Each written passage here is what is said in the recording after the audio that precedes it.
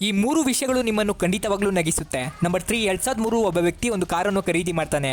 ಆ ಕಾರನ್ನು ಅವನ ಹೆಸರಿನ ಮೇಲೆ ಅಲ್ಲದೆ ಅವನ ಎಕ್ಸ್ ಗರ್ಲ್ಫ್ರೆಂಡ್ನ ಹೆಸರಿನ ಮೇಲೆ ಖರೀದಿ ಮಾಡ್ತಾನೆ.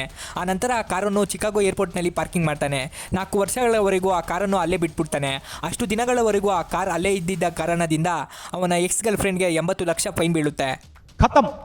ನಂಬರ್ 2, 2015ರಲ್ಲಿ ಒಂದು ಮನೆಯಿಂದ ಜೋರಾಗಿ ಕಿರ್ಚಾಡೋದು ಕೇಳಿಸುತ್ತೆ. ಮನೆ ಒಳಗಡೆ ಒಬ್ಬ ವ್ಯಕ್ತಿ ನಿನ್ನನ್ನು ಸಾಯಿಸ್ಬಿಡ್ತೀನಿ ಅಂತ ಹೇಳ್ತಾ ಇರ್ತಾನೆ.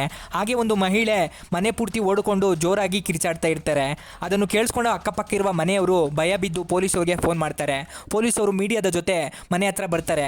ಆ ಬಾಗಿಲನ್ನು ತೆಗೆದ ನಂತರ ಗೊತ್ತಾಗಿದ್ದು ಏನು ಅಂದರೆ, ಆ ಮನೆಗೆ ಸೇರಿರುವ ಗಂಡ ಹೆಂಡತಿ ಒಂದು ಸ್ಪೈಡರ್ನನ್ನು ಸಾಯಿಸುವುದಕ್ಕಾಗಿ ಪ್ರಯತ್ನ ಮಾಡ್ತಾ ಇರ್ತಾರೆ. ಅವರ ಹಸ್ಬೆಂಡ್ ಆ ಸ್ಪೈಡರ್ನನ್ನು ನಿನ್ನನ್ನು ಸಾಯಿಸ್ಬಿಡ್ತೀನಿ ಅಂತ ಜೋರಾಗಿ ಎದುರಿಸ್ತಾ ಇರ್ತಾರೆ. ನಂಬರ್ 1, 1970ಯಲ್ಲಿ ಆಂಡ್ರಿ ಸೆಂಟರ್ ಅನ್ನೋ ಒಬ್ಬ ವ್ಯಕ್ತಿ ಪೊಲೀಸ್ ಆಫೀಸರ್ ಆಗ್ತಾರೆ. ಅವ್ರಿಗೆ ಆ ಜಾಬ್ನಲ್ಲಿ ಮಜಾ ಬರ್ತಿಲ್ವಂತೆ. ಆದ್ದರಿಂದ ಅವರು ಲಂಚ್ ಟೈಮ್ನಲ್ಲಿ ವೇಷ ಬದಲಾಯಿಸಿಕೊಂಡು ಬ್ಯಾಂಕ್ಗೆ ಕಳ್ತನ ಮಾಡೋಕ್ಕೆ ಹೋಗ್ತಾ ಇದ್ರು. ಆ ಲಂಚ್ ಟೈಮ್ ನಂತರ ಮತ್ತೆ ಅದೇ ಬ್ಯಾಂಕ್ಗೆ ಅವರ ಟೀಮ್ ಜೊತೆ ಹೋಗಿ ಇಂಕ್ವೈರಿ ಮಾಡೋಕ್ಕೆ ಹೋಗ್ತಾ ಇದ್ರಂತೆ.